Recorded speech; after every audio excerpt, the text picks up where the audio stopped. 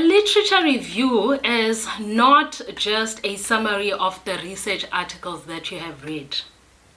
It's more than just that. A good literature review will actually help you explain your study better. It will help you understand what is already known. What do we know about this field? It will help you to identify gaps in literature. Greetings everyone. Thank you so much for joining me. My name is Dr. Lokita Maka and welcome back to my YouTube channel. And if you are starting your postgraduate studies, by this time of the year, I'm sure you have heard the term literature review so many times. And in this video, I just want to take you through 5 simple steps that will help you conduct your literature review effectively. So let's get started. The first step, guys, define your research question. I'm sure in the last video and the second last and that other one I have explained this. Before searching for articles, be clear about what is it that you want to research about. What do you want to investigate? So a focused research question will help you search for relevant studies. It will help you to avoid just collecting articles that don't support your research. So you need to ask yourself every time, what is my topic? What are the concepts that I'm studying? What are the variables am I studying? What keywords can I use? So the clearer your research question is, the easier it becomes for you to conduct your literature review. And step number 2, search for sources. Search for quality sources. So here, you need to use reputable academic databases rather than just relying on Google. So some of these sources will be available at your library databases. Most libraries will have a set of databases. Now these will include your Scopus, your Web of Science, EBSCO, and also you can also use Google Scholar because most of these journals that are there are reputable. And also what you need to do now is to look for recent peer-reviewed journal articles or books or even reputable reports that are related to your study or directly to your research topic.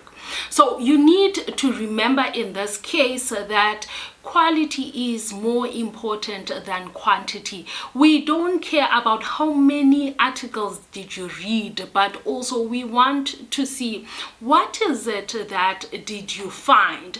And then moving to the next step, you need to be able to read critically and also to take notes. I have mentioned this on the previous video. So you are not just collecting PDFs. So you need to read each article with a purpose. You need to read with questions in mind. Now remember on the last video I mentioned that you need a research journal. Now this journal will help you with this. So as you read, you need to ask yourself, what is the aim of the study? Right? You write down what are the methods that are being used here, what are the key findings, what are the limitations did these authors find in this article that I'm writing? How does this relate to my study? Now you will remember that I had said to you, you need to, on this research journal, you need to have columns when you are now reading. So you are creating now a literature matrix or a research summary table rather to record this kind of information. You are not going to rely here on your memory. You are not going to do that. We don't work around here like that here. So this method will actually help you, and it will also make your writing much easier. Writing your literature at a later stage will be much easier. Now, step number 4, you will need to organize your literature. Please. One of the biggest mistakes that we make is discussing one article after the other. So what you need to do when you are writing your literature, or before you actually write, is to organize literature around themes, right? So for example, if you're studying student success, your themes might include factors influencing student success. They might include academic support interventions, student engagement, technology and learning, teaching and learning, and all of those things. So you need to group them according to themes, right? Organize your literature.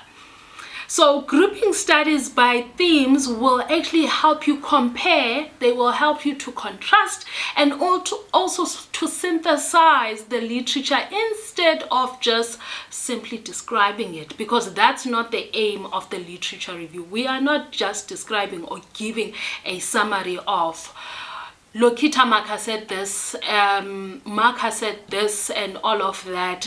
Mahleba said that. No.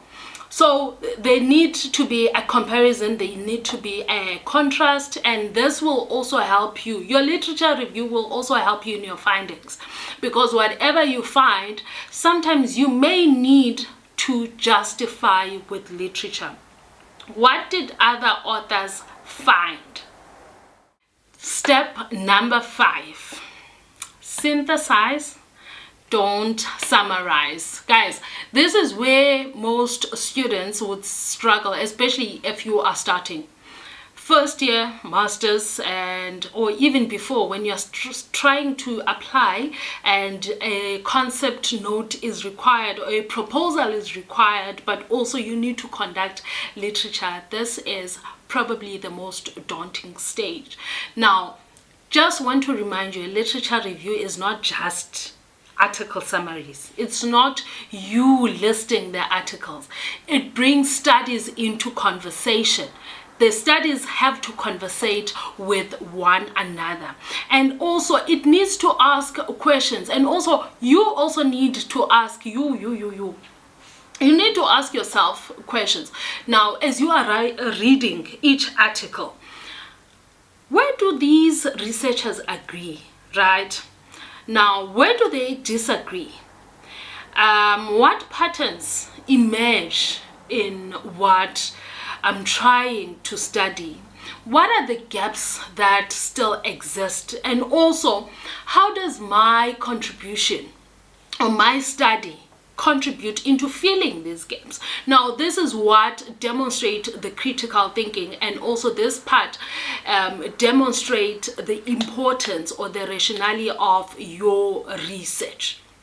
Now, as I'm closing, guys, I just want to remind you that a literature review is more than just an academic requirement. It is the foundation of your research project. So take your time, stay organized, and remember that reading critically is just as important as reading. So don't aim to just collect articles, and to understand the literature well enough to explain how your study adds to the new knowledge. So that literature review matrix that we had, that table that had different columns where we are now writing about these studies, what do the researchers find, and all of that. Take your time doing that, and that is the most important part, because it will always take you back to your research questions and also achieving what you want to achieve. Anyway, thank you so much